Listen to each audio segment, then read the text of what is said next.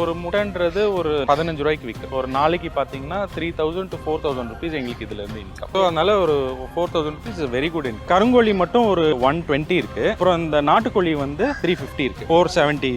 இந்த கோழிகளை பராமரிக்கிறதுல வந்து என்ன மாதிரியான ஒரு மெனக்கெடல் இருக்கும்? அண்ட் இது வந்து முட்டைக்காக மட்டும் தான் வளர்க்குறீங்களா இல்ல கறி கோழியா? கறிக்கும் வளர்க்குறோம், முட்டைக்கும் வளர்க்குறோம். இதுல பாத்தீங்கன்னா கோழிங்க ஜெனரலி வருஷத்துக்கு ஒரு 240 முட்டை நம்மளுக்கு கொடுக்கும். அவ்வளவுதான் கொடுக்குமா? 240 முட்டை தான். ஆமா, ஃபர்ஸ்ட் 4 months அது growthல இருக்கும். அந்த பருவம் வர வரைக்கும் அது growthல இருக்கும். 5th monthல தான் அது வந்து ஈல்டுக்கே ஸ்டார்ட் ஆகும். அது ஸ்லோவா ஸ்டார்ட் ஆகி 6th month பீக் ஆயிடும். ஸோ அந்த ரெஸ்ட் ஆஃப் த 6 months தான் நம்மளுக்கு அந்த 240 எக்ஸ்ன்றது நம்மளுக்கு. ஓகே.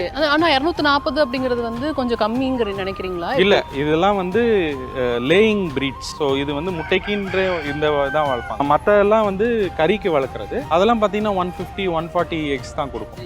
சில பிரீட்ஸ்லாம் இருக்கு 120 எக்ஸ் தான் கொடுக்கும். இப்போ நம்ம நார்மலா வெளில வாங்குறோம்ல முட்டை, இப்போ அவங்களாம் வளர்க்குறாங்கல்ல, அந்த கோழிகள்லாம் எவ்வளவு முட்டை கொடுக்கும்? அதெல்லாம் ஒரு வருஷத்துக்கு 300 350 முட்டை கொடுக்கும். 240 முட்டை ஒரு வருஷத்துக்கு ஒரு கோழி தருது. அப்போ அது நல்ல நம்பர் தான். நம்ம கிட்ட 300 கோழி இருக்குன்னா close to about 200 to 220 X per day. ஏன்னா நமக்கு நாட்டுக்கோழி கிடைக்கிறதுங்கிறது கஷ்டம், நாட்டுக்கோழி முட்டை கிடைக்கிறதுங்கிறது அதை விட கஷ்டம். இது நல்ல ஒரு லாபகரமான பிசினஸ். அதை டிஃபைன் பண்றது தான் நான் அந்த நம்பர்ஸ் சொல்றேன். ஸோ நாங்கள் இப்போ பருவத்தில் இருக்கிறதுன்னு பார்த்தீங்கன்னா அபவுட் ஒரு 200 கோழி இருக்கு.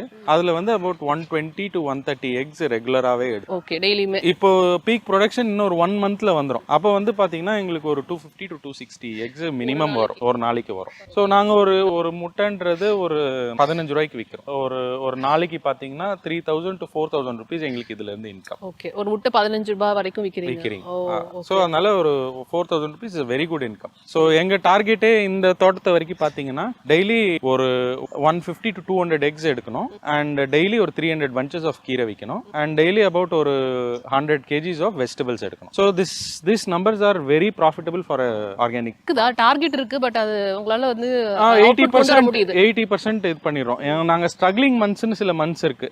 அது பாத்தீங்கன்னா எங்களால வந்து நவம்பர் டிசம்பர் இந்த 2 மாசமும் மழையில எங்களால இந்த ஹார்வெஸ்ட் எடுக்க முடியாது. அதே மாதிரி மார்ச் ஏப்ரல்ல கொஞ்சம் ஸ்ட்ரகிள் பண்ணுவோம். Not like November December. அங்க வந்து ஒரு 50-60% தான் ஈல்டு, வெயில் அதிகமா இருக்கிற டைம்ல. மிச்ச எல்லா நாட்களும் நாங்க இந்த டார்கெட்ஸை வந்து ஈஸியா ரீச் பண்ணிடுறோம். இப்போ வந்து ஒரு 5 பெட்ஸ் இருக்கு நம்ம கிட்ட. அதுல வந்து எப்படின்னா எனி கிராப் முடிஞ்ச வர ஒரு ரெஸ்டிங் பீரியட் ஒன்று கொடுக்கணும்.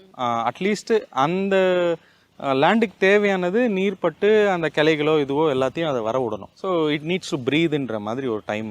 ஒரு 10 நாளைக்கு அதில் எதுவுமே நாங்கள் பயிர் பண்ண மாட்டோம், அப்படியே விட்டுருவோம். ஸோ இந்த லாஸ்ட் ஹார்வெஸ்டட் பெட் வந்து இது. ஸோ இது கிட்டத்தட்ட ஒரு 7 days ரெஸ்டிங் பீரியட்ல இருக்கு.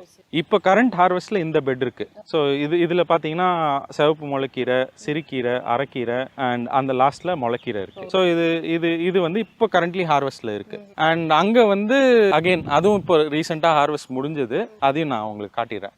பறிச்சு காமிக்க முடியுமா? கண்டிப்பா. இப்ப பாத்தீங்கன்னா கீரை பெட்ஸ்ல எக்கச்சக்கமா எரு கிடக்கும். நீங்களே பாத்தீங்கன்னா தெரியும். ஸோ எருவிலேயே வளர்றதுனால டேஸ்ட் ஆஃப் த கீரை ஃபேண்டாஸ்டிக்கா இருக்கும்.